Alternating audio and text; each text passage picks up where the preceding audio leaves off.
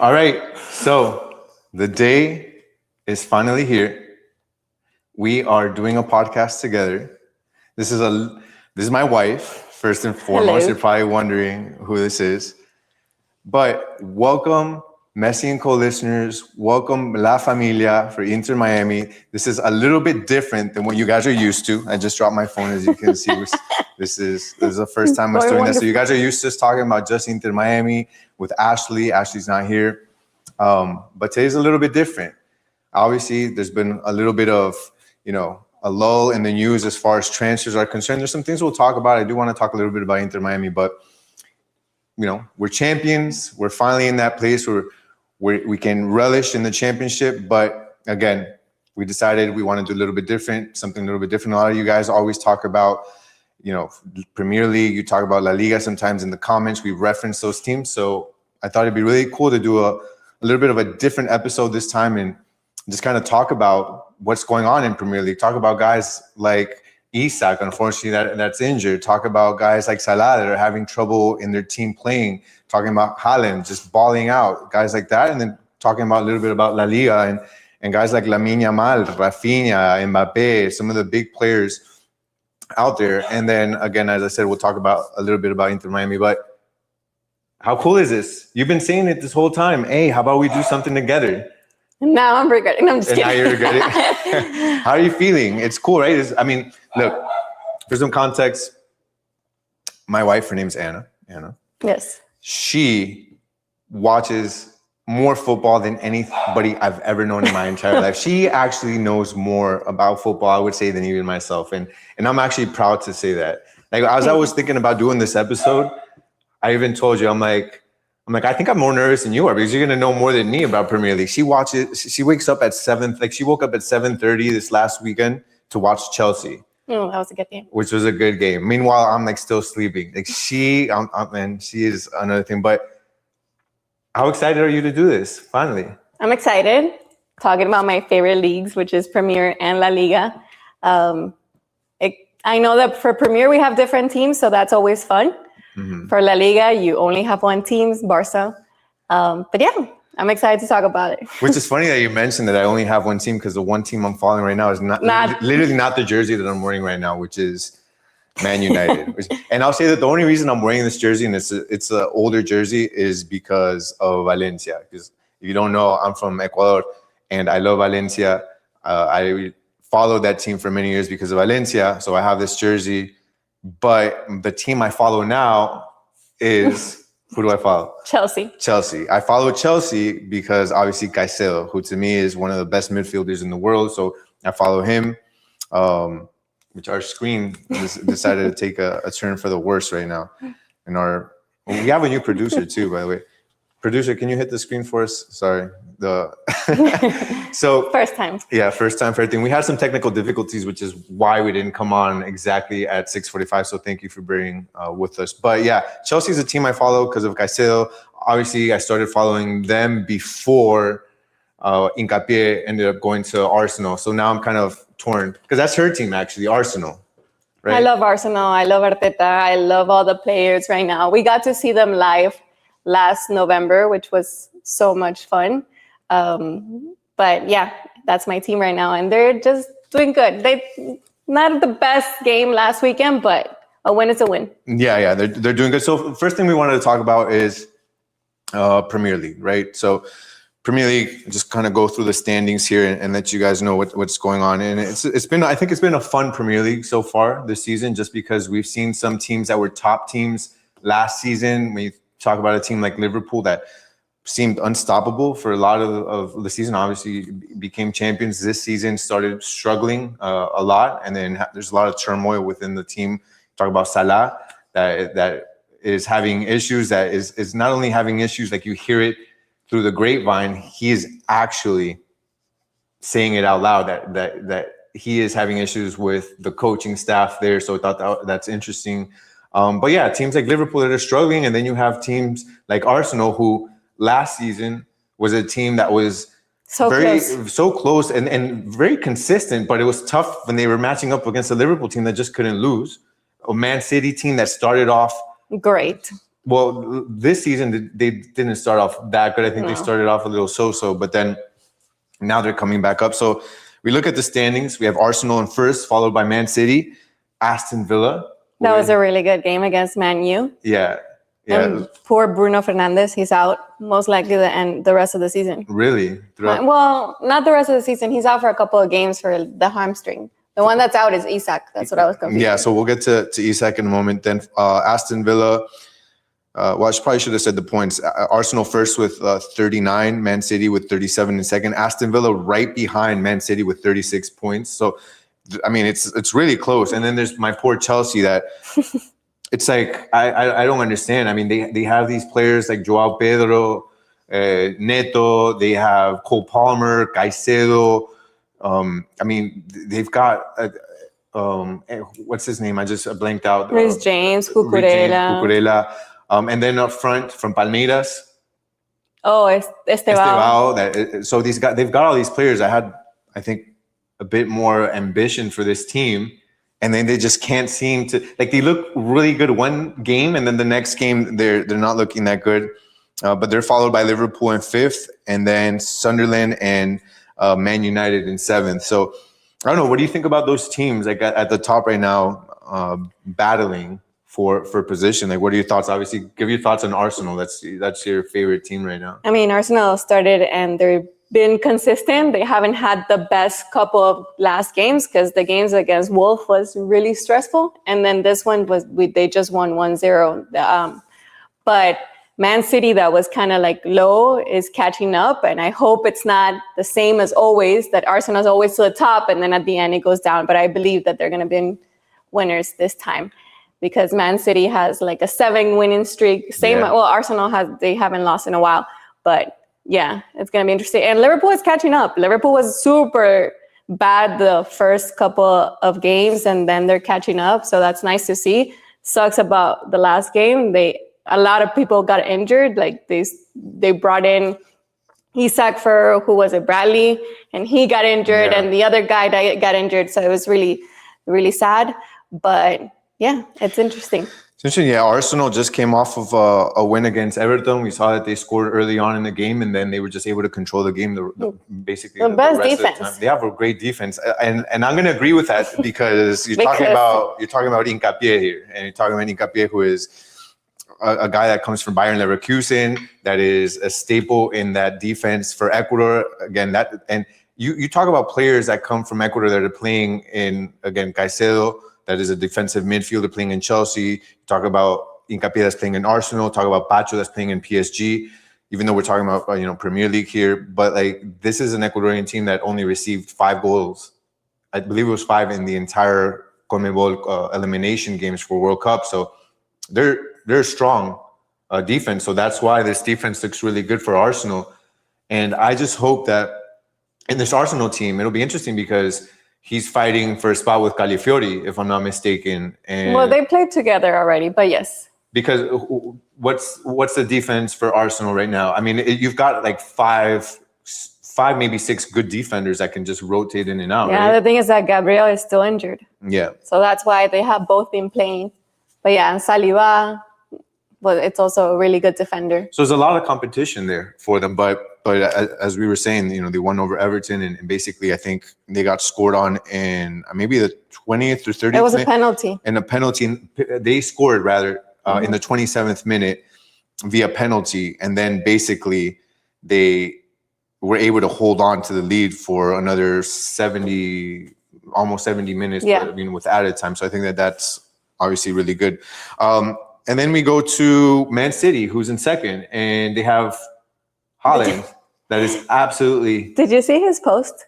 Haaland just passed Cristiano Ronaldo for Premier League goals. And he did it in like half the game. Yeah, or something like that, impressive. Which is crazy. Which Mbappe is now tied. Ugh, Mbappe. But anyways, Haaland just passed Cristiano Ronaldo goals in Premier League. And he's just an amazing social media guy because he's a troll.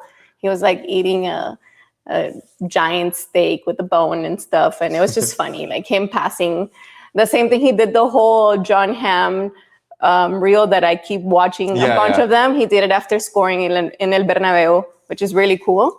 So Mark says Arsenal will bottle it. Nah. They always do. And that's what you were worried about. No. They won this year. I have a feeling Declan Rice is playing so good and he doesn't get as much credit. Like, I hate the FIFA 11. You know, I have a lot of like my issues with FIFA 11. Rafinha should have been there. Rafinha should have been there. Rafinha. Dembele shouldn't have been there. I mean, both of them played this week. One scored a penalty and one missed it. So there's a huge difference. But yeah, I mean, Cole Palmer also made it to the FIFA 11, which I'm like, but he's been injured for half of the season. I don't understand. But at least Pedri was there, so we're all good. So what you're saying that Haaland scored, has is it 103, I think, or something like that? I forgot the number. He has like 103, 100 and something goals in Premier League. And he did it in about half the games that Cristiano did. And he broke the record, which is absolutely incredible because he's one of those players that has the ball and a one-on-one, and you're not wondering, is he going to score or not? You're just wondering what side is he going to score it on? Like, not all penalties. And it's not all penalties too. Which if you guys are catching the drift here with Anna, she's biased, and I think she's doing. I am super biased. I'll be super biased. Barcelona fan, obviously. I'm a Barcelona fan, but I try to keep it a little bit more, chill. Yeah, like I try to be more balanced, but really, yeah, Man City is doing really good right now. As we said, 37 points. And they beat, like you mentioned it, they have a 7-game win streak right now across all competitions in the EFL Championship, in the Premier League, as well as in Champions League. And what was a very convincing, I think it's big that they beat Real Madrid in Champions League in Bernabeu. So that's not like, any win. You can talk about maybe some of the other ones, but the fact that they have that in that 7-game win streak, I think it's a big deal. Did you remember watching? Did we watch that game? Did we watch that game? Yeah, that was Haaland scored, and he didn't celebrate it. He did the same thing that someone else did, or it was something, I forgot what it was now, and I'm sorry I forgot. But he did it in a way that he wanted to be so chill about scoring in Bernabeu. Yeah. Then Aston Villa, I think that's one of the surprises. I mean, are you surprised that Aston Villa is in third, or are you? I mean, kind of, but not really. The thing is that the other teams like Chelsea and Man United and teams that should be more up there are letting teams like Aston Villa that is like consistent pass through. They have won a couple of last games. They're playing good. They have good players, and the coach is, I forgot his name. He's really good. He's a really good coach and has been with them for a while. I mean, it's funny you just mentioned them beating them. It's like teams outside of Aston Villa, like Man United, dropping games, and it just so happens that their last game was against Man United, in which they won 2-1. And I was just looking, as you were talking, I was trying to look at some of these games and see, but it seems like they haven't lost a game, I think, they haven't in a while. They're 10 consistent. Games or something like that. And they beat Man United 2-1. Then 4 weeks ago, they beat your Arsenal 2-1. Like, Aston Villa is playing really good.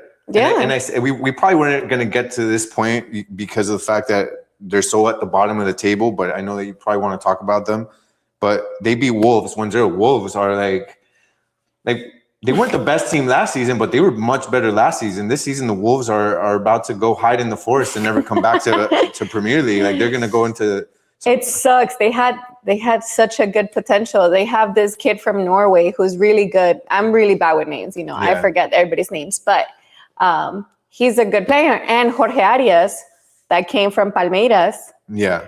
Palmeiras was it? Flamengo. I forgot.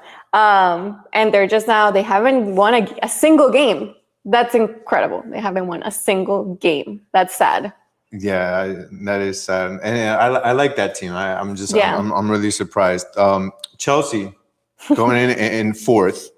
And like I said, that hurts. It's just, I feel like they have a great squad.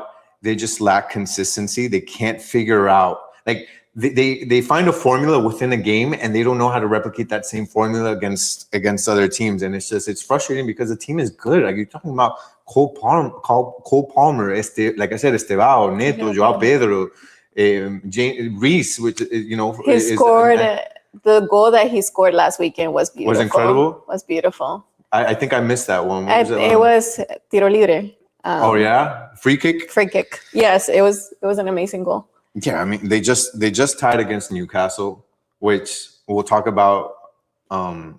We'll talk about Isak, that unfortunately, that came from Newcastle, but still, But look, Voltemade has been, he's that German kid, he's like 18, 19 years old. He's playing really good. And Gordon is also playing really good. So I think Newcastle is a team like we know because they were scary when we played them with Barca in Champions League. Yeah, so they're really good. They have also a good team. Chelsea has a good team, even though, I don't know, they're not consistent.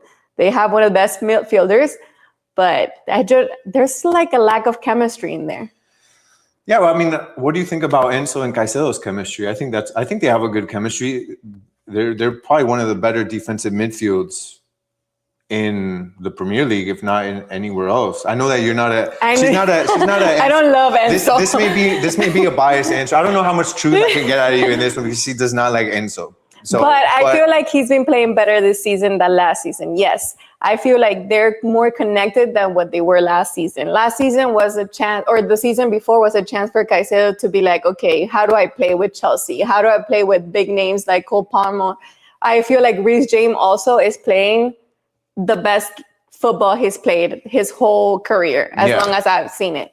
So they're doing good. It's better. I don't know why they can't be consistent. Well, I think part of consistency is actually, and I'll be the first to give this criticism to a player that I love, but part of consistency is being on the pitch and being available for your team. And Caicedo was suspended for 3 games because he got a red card. That's, as much as I love him and I want this Chelsea team to win, was a clear red card. He's been a little aggressive lately. He has. He needs to I needs to chill. I love the energy. I do love aggression in players. I like when players aren't afraid to go in but for me, you have to know when to rein it in, when it's appropriate, and you can't leave your team out there. He's too important for him to be taking those risks. He is way too important. I mean, look, he did the same thing.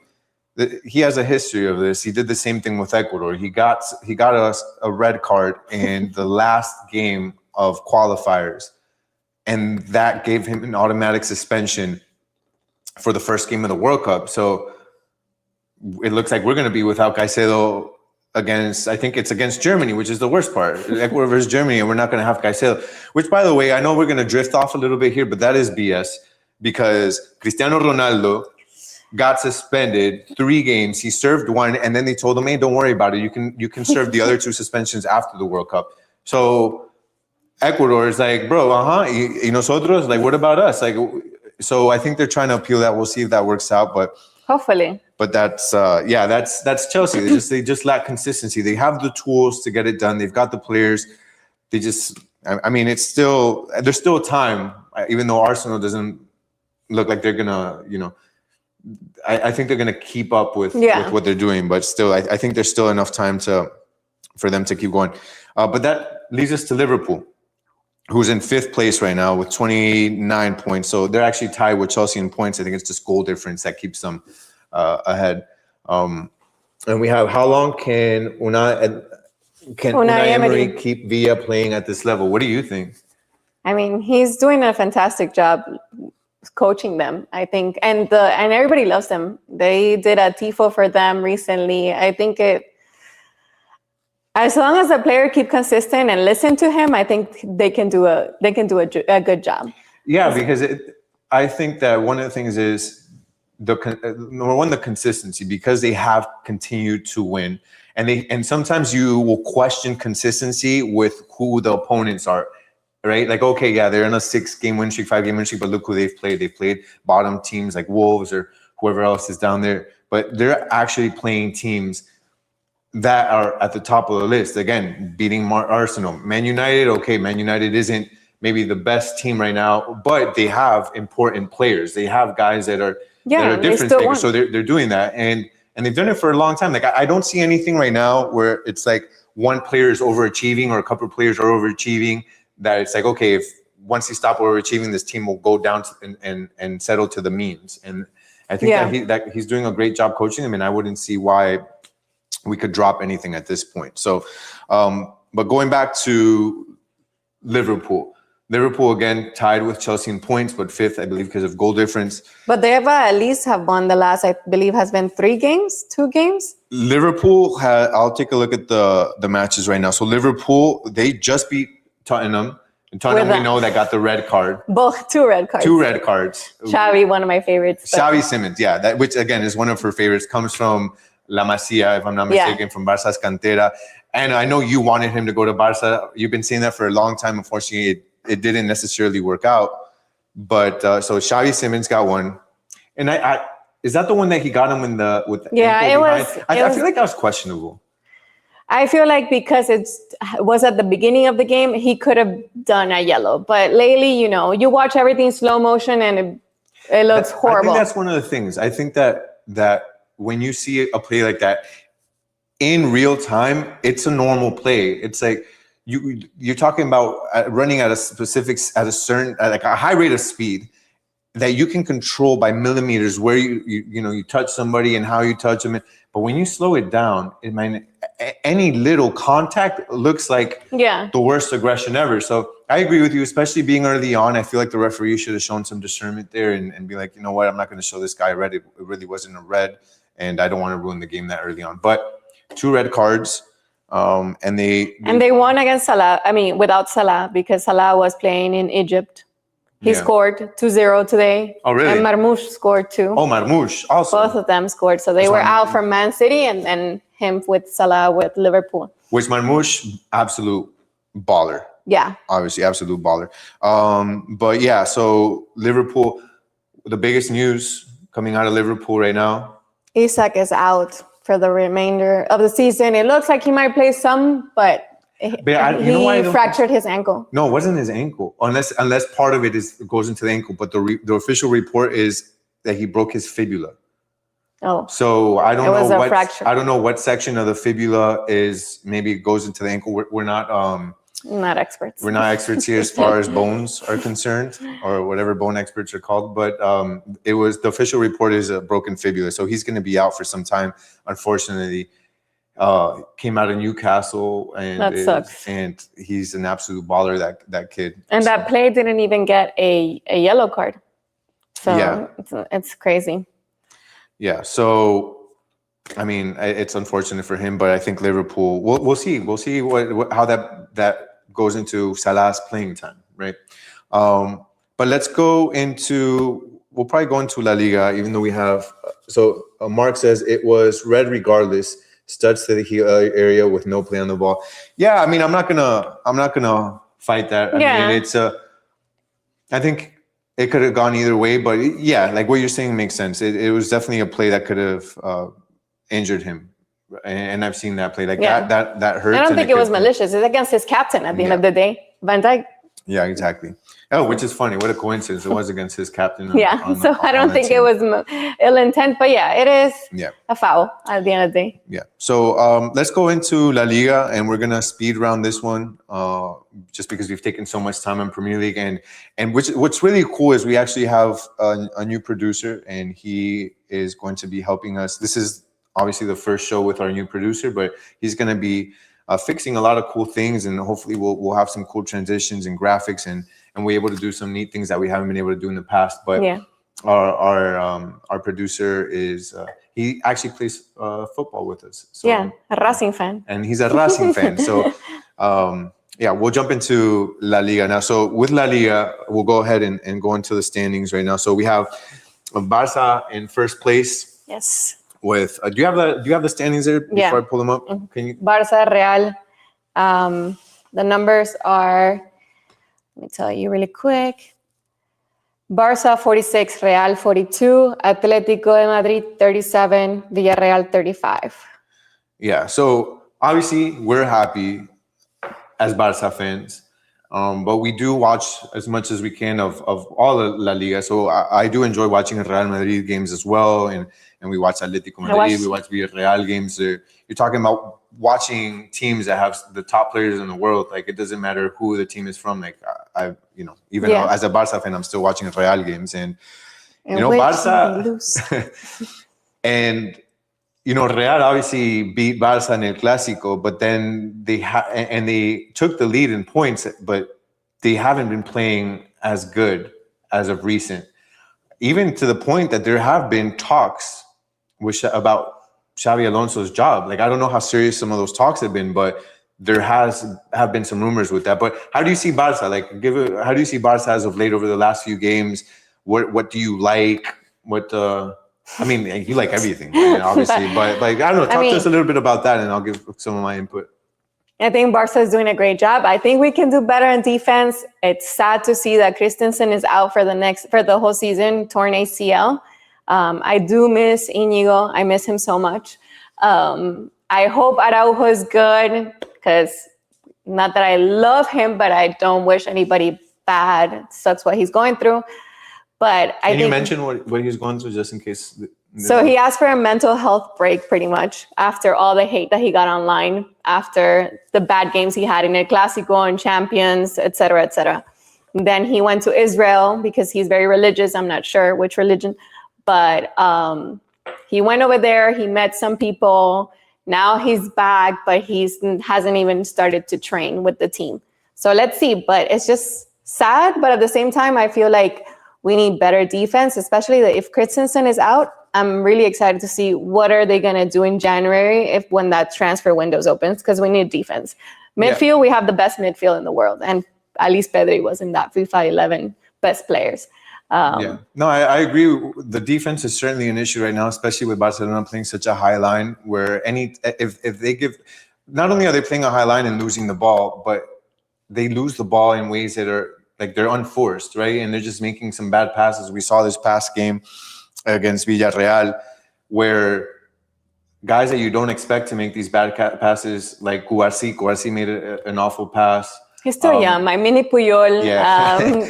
He's gonna be fine. But yes. Yeah, but you need those mistakes. It's funny because Íñigo Martínez last season was brought in as a sub, and then Araujo gets injured. He was a starter. Íñigo makes his way into the starting 11 and basically never lost his spot again because of how well he played alongside Cubarsí, that you felt confident that no matter what, that they were going to be able to defend well and also execute that high line consistently, where they were drawing all these offsides. Well, I know he met a rabbi. I'm not sure who he met, but just going back it's more like religious stuff. Yeah, it's just one of those things where you go away and I think you just need quiet time. Sabbatical. Sabbatical. You meet with people. But we'll talk about that in a second again, just to touch on what you said. But with Íñigo Martínez gone to Saudi Arabia, now playing with Ronaldo, it's like, there's a big hole in that defense that Araujo making his way back, unfortunately, hasn't been able to fill, right? So it's right now it's tough. It's Cubarsí playing along with, now Christensen is injured, so it's now with Christensen. They slotted in Gerard Martín, who usually plays as a sub for Balde as a left back. He's now playing along with Cubarsí. So you're talking about two really young guys. Cubarsí a little bit on the better end, Gerard Martín doing his best. The defense definitely needs to be figured out. And Araujo, again, he's had some issues back there where he's given up goals. Did he have an own goal as well recently? He made us get that red card in Champions. That was so important. Yeah. So the red card. So all of that to say that he's had people hounding him on social media, people insulting him, and it's just one of those things where he said, "I just need to get away." He asked Hansi Flick if he was able to take that sabbatical, and he was able to do it. And we'll see when he comes back. But it's definitely something that we need to, or Barca needs to improve on defense rather. And then up front, I mean, Rafinha, Lewandowski, Ferran. Rafinha is such an underrated player. Yeah. He should have been a Ballon d'Or, in my opinion. No, 100%. 100%. With the numbers last season, he did much better. Beanie in Dubai, Real Madrid is going to fall apart. Too many egos and alphas fighting for the spotlight. Yeah. I mean, we can go on forever again about Barca, but let's jump into Real a little bit. I'm just going to say about Barca. Okay. I'm loving Rashford. I know I can talk about Barca forever. We can make an entire episode about just Barca. I know, it's my team, but she doesn't want to let us move on to Real Madrid, which is Rashford, like we're saying on Barca. Rashford it's nice to see how you can have like a comeback. It's not that he was doing horrible and he went from Man U to Aston Villa, but seeing him play, his energy is on another level. I'm loving it, to be honest. I'm glad I can root for him. Yeah, I wasn't 100% sure how Rashford was going to do here, but he's come to the point where he has to go back to his parent team, and they're actually trying to figure out how they're going to bring him back. And that's something I wasn't expecting. But Real Madrid. Yeah, let's go to Real Madrid. Real Madrid, again, had taken the lead on Barca in points. I think it was like maybe 3 points or 4 points, something like that, maybe even a few more. But they just haven't been consistent. Barca now has 4 points on them. You talk about, like Noel said about Vini, like, you know, Vini is such an, let me say this nice. Be careful what you say. I don't think he thinks before he acts. Yeah. You know, it's sad because he has the talent. I'm not going to deny it, but he's not a nice player.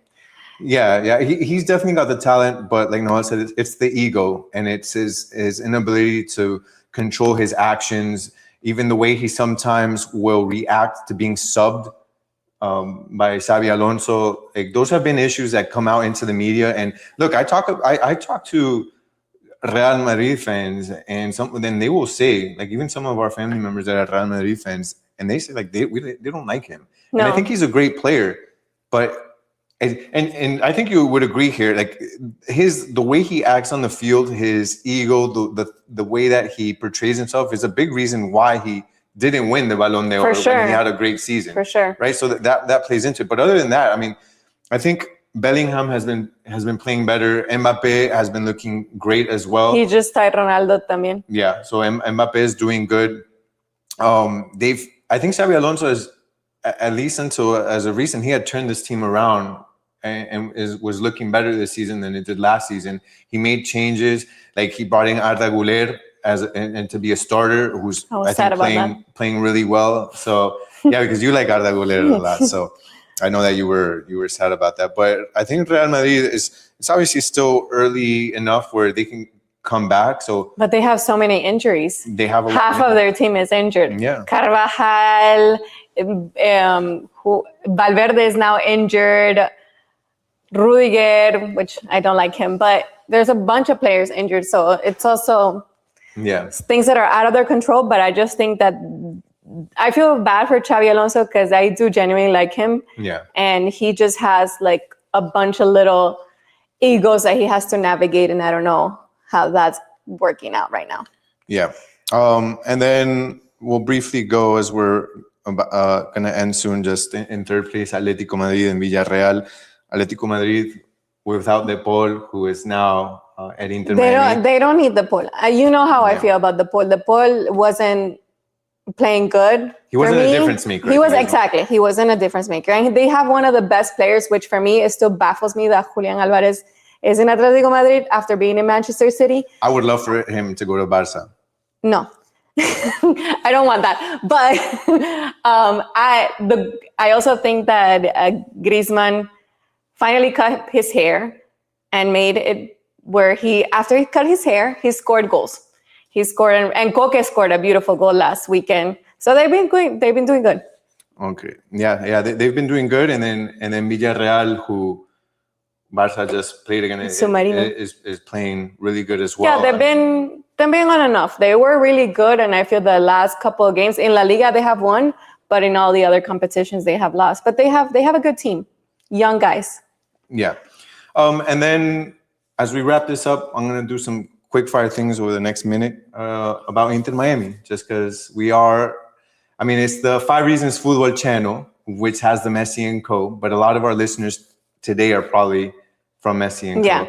So obviously Inter Miami, off-season, a lot of transfer rumors. Just want to talk about some of the newest rumors that have come in. You know, we signed Reguilón already. Facundo Mura from Racing is supposedly somebody that's on the books to come in as a right back. Now there's rumors that River is also trying to go after him. Marco Rojo, now that's the newest one as well. So maybe, we do need help in defense. So that's another rumor that has come up. But another one that's sounding a lot right now is Gio Lo Celso. And that'll be interesting to see, to strengthen the midfield and the attack as well. As we know, he was an integral part of that Argentina team in Copa America, I believe, in the last Copa America. Elimination games for Conmebol going into the World Cup. Unfortunately, he got injured, so he wasn't part of the squad for this 2022 Argentina team that won the World Cup. But he's a really good player. One of the requirements, obviously, in Inter Miami is Messi has to like you. So you have to have some relationship with him. You got the GOAT. So he checks that box. And apparently the fee is somewhere around $5 million for him. I don't know what mechanism they'd use to bring him on. Are they going to use TAM money, GAM money, or is he going to become take that third DP spot? But it's definitely something that can help this team very much, especially if they don't bring in Baltasar Rodriguez, who is, I believe, from Racing, and Racing is also asking for a high amount for him as well. So right now, a lot of different transactions going on for Inter Miami, but they're slowly starting to build this roster, and you can never replace Jordi Alba or Busquets, but you can bring in high caliber players to at least, and some of these guys may not be as good as Jordi Alba and Busquets, but they could end up being better than a lot of these other players at that position in MLS. So Barca had to do it. Barca had to do it as well. Yeah. So Inter Miami things are moving, right? So Ashley and I will definitely come back and do an episode on the Messi and Co show here on the 5 Reasons Football channel sometime soon. So we'll announce it. But this has been fun. This has been great. And I enjoyed it. I know you enjoyed it. Something that we had been talking about for a long time doing. That's what we do every day. It's what we do. This conversation that is being shown live to you is basically us every day here at home, talking about La Liga, talking about Premier League. So make sure you guys drop a comment. Make sure you like the video. Make sure you subscribe. And let us know if you liked it. Because maybe we continue to doing more of these. And we'll have Ashley on as well. She's a Tottenham fan, so she loves talking about Premier League as well. And maybe we can do more of these. But this has been fun. Yeah. Right? Thank you for having me. For you guys at home, this has been a pleasure. And we'll catch you guys on the next one.